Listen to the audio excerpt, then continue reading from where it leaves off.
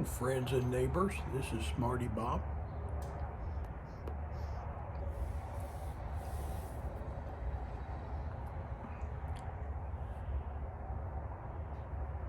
Smoking a briar pipe.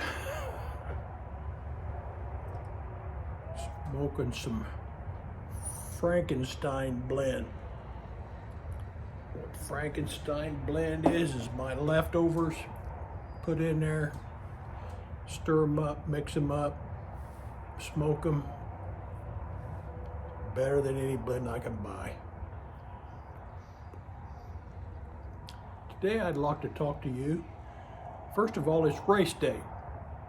I'd like to talk to you about the Indianapolis 500 race. And I'll have some pictures up here showing the race. The race, like many things in our society, has morphed over the years. Years ago, back in the day, when I was a kid,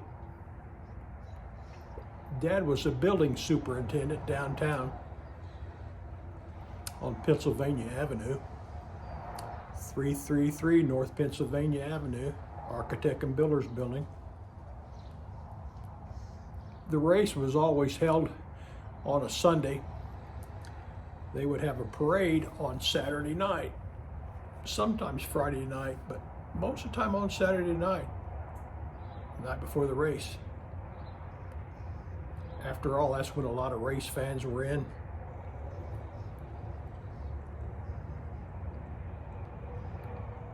Qualifications were over. They already knew who the pole setter was. And Indianapolis was ready to go to the Indianapolis 500-mile race.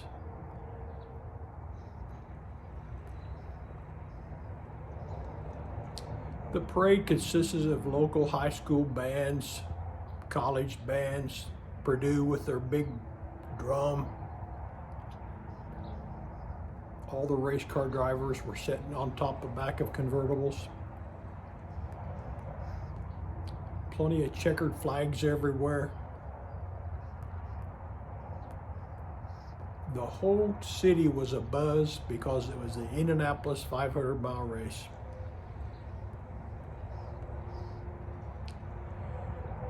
Back then, you could see the cars. Everybody would pick out a favorite color of a car. They'd have a number on the side of the car. And you could see the drivers.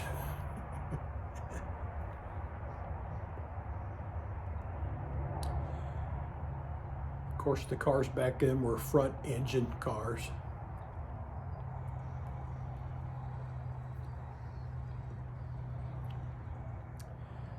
My, how things have changed.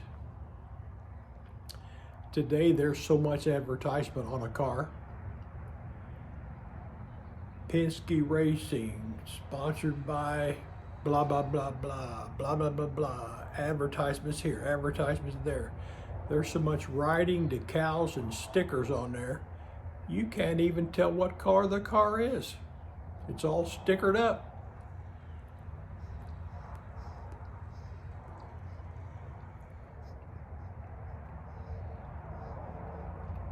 I'm not sure which it is, but it's either the phrase, the Indianapolis 500, or the Indy 500, or something like that, is actually a registered mark of the people that own the 500 racetrack. Back in the day, it was the Holmans. Who knows who owns it now? Probably some corporation or some rich family that owns several corporations.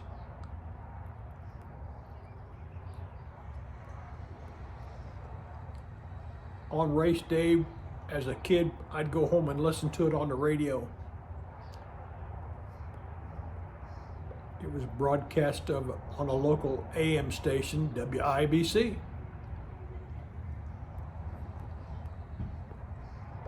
In the Indianapolis Star or newspapers, they would have the race, and I'd sit out there as a kid, and as they would crash, or I'd put X, keep track of the standings and really got into that as a kid.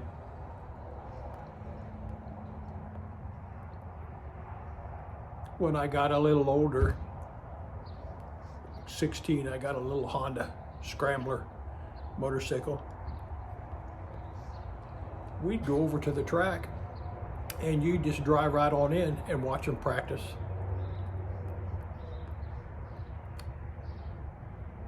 The Indianapolis 500 was really the month of May.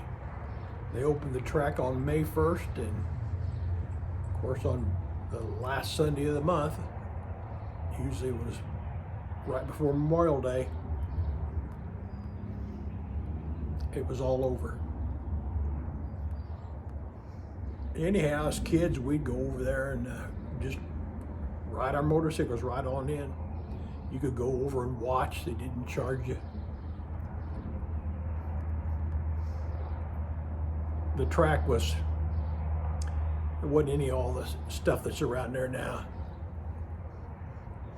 It was in an old field. I forget how many acres it is, but it was surrounded by old farm fence. Old farmers' farm fence years ago. They had ran cows out in there. And we'd take those bikes over there on qualification day and race day when they charge you. We just ride those bikes over there, take that farm fence, lift it up, take our bikes in, lift it down, go on in. Nobody stopped us. Nobody cared.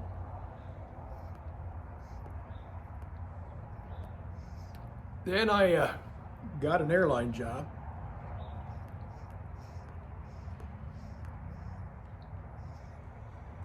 And I think it was the second race day that I had that airline job. I was working down on a ramp, I think, or in operations.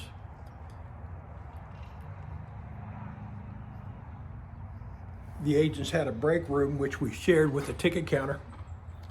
And the rest of the gate agents, the rest of the people, we'd all come down and eat in the same break room. I was down in the break room. And this cute little gal come down and she said,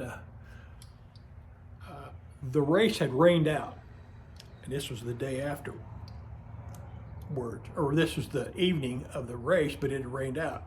And she came down and she says, Bob, I got a couple of tickets for the race. You want to go with me to the race?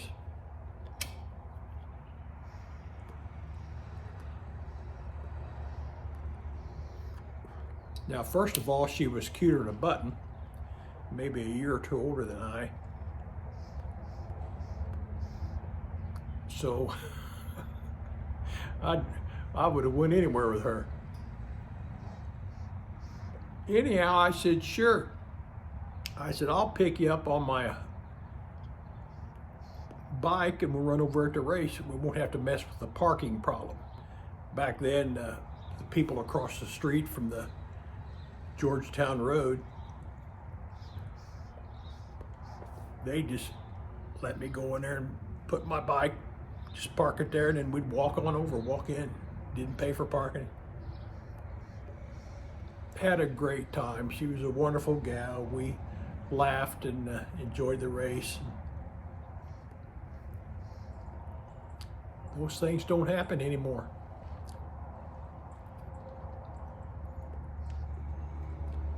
People could take their picnic lunches there. They could take a beer in there, coolers. There were plenty of concessions, but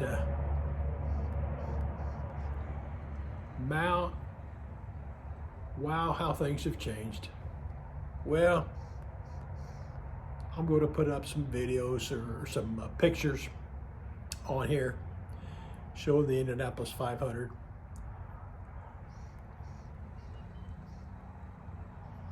Listen, it's a beautiful day here in my undisclosed location. It's about 70, 71, partly cloudy skies.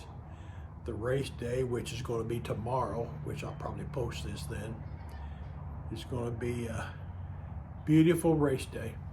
Listen, thanks for sharing yesterday's memories with me. Remember, tomorrow's just a promise. Now you go enjoy today. And if you're into racing, happy Indianapolis 500 race day.